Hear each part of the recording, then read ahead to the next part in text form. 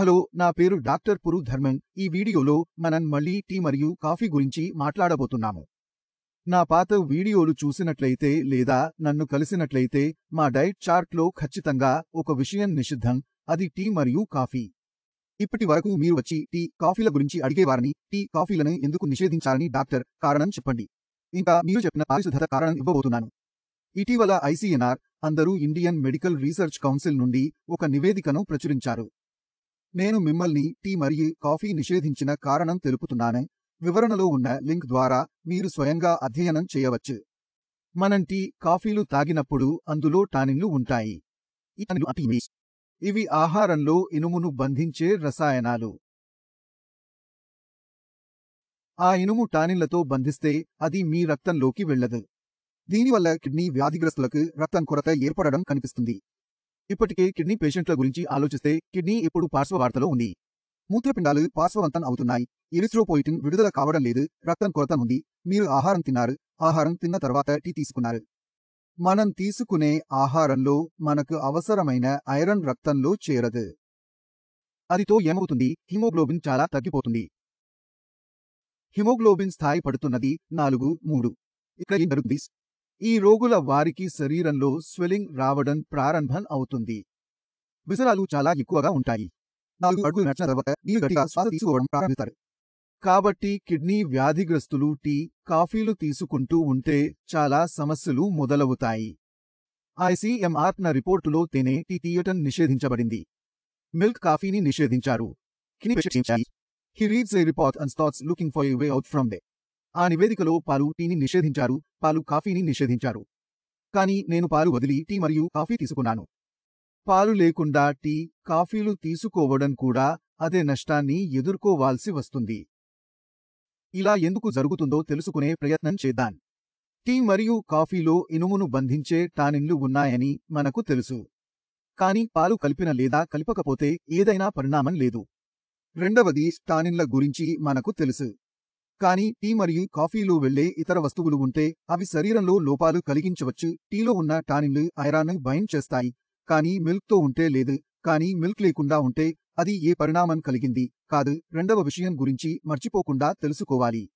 1.5 గంటల తర్వాత కూడా టీ, కాఫీలు తీసుకుంటే శరీరానికి దాని లభ్యత తగ్గుతుంది. ఇది కారణంగా టీ మరియు కాఫీ తీసుకొని ఉన్న రోగులకు చాలా మంచి ఫలితాలు కనుగొన్నాము. అందువల్ల నేను బీపీ మెడిసిన్ ఇవ్వాను మరియు అది పనిచేస్తోంది. నేను షుగర్ మెడిసిన్ ఇవ్వాను మరియు అది పనిచేస్తోంది.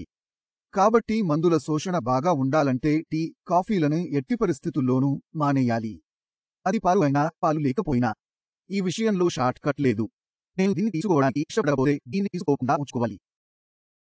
అయినప్పటికీ కొంతమంది రోగులకు టీ మరియు కాఫీ లేకుండా వారి రోజు ప్రారంభం కాదు. కాబట్టి హెర్బల్ టీ తీసుకోవాలని సూచిస్తున్నాను. ఇప్పుడు హెర్బల్ టీ అంటే ఏమిటి మరియు మనం ఏ హెర్బ్ ఉపయోగించాలి అనేది కూడా ముఖ్యం.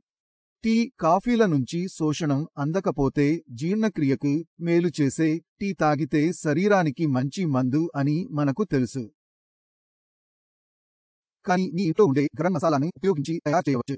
గరం మసాలా ఏమిటో?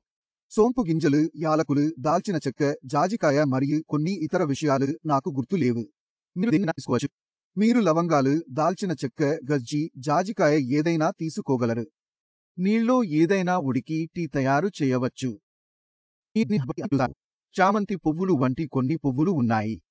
మీరు చామమైల్ పువ్వులు పొందినట్లుతే దానిని ఉపయోగించవచ్చు. మీరు దీనితో పుదీనాను ఉపయోగించవచ్చు.